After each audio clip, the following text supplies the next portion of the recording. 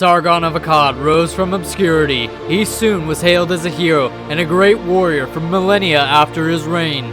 He conquered the world's first civilization, seizing Uruk and other glorious cities of Mesopotamia, uniting it with his own lands and creating a kingdom. He forged a powerful army, subjugating the great powers of old, and became king of the universe. This is Ancestria, the conquest of Sumer.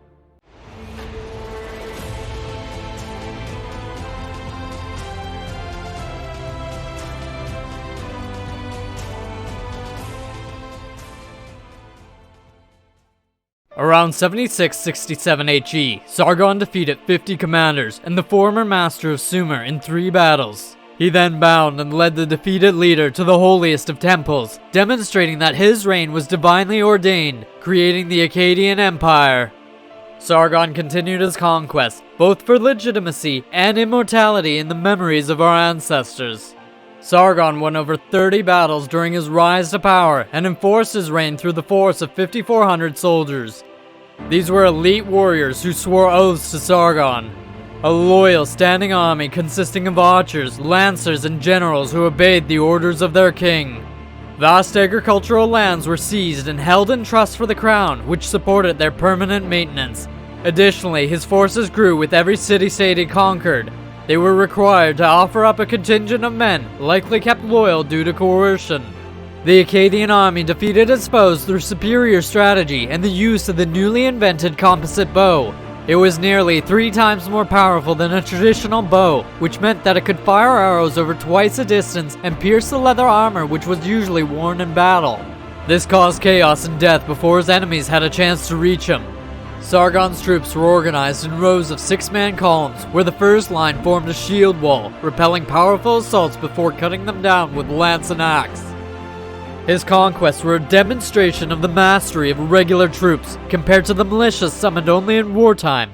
This was due to the fact that professional standing armies maintained high morale, regular training, and were led by proficient leaders. This meant that desertion levels were also significantly lower, and they could be maintained for long campaigns as their absence did not affect the local economy. Sargon forged his kingdom, reorganizing it to take power away from the former city-states, which put a long pause on the periodic warfare that raged in Sumer for centuries, which now allows rich trade and development to prosper. They became provinces administered by loyal followers of the king, while also seizing the power of the church by appointing his daughter as high priestess, who crafted holy hymns denoting the Empire of Akkad as indivisible. He continued his propaganda by constructing monuments in both Sumerian and Akkadian to emphasize his sole claim to rulership over both North and South Mesopotamia.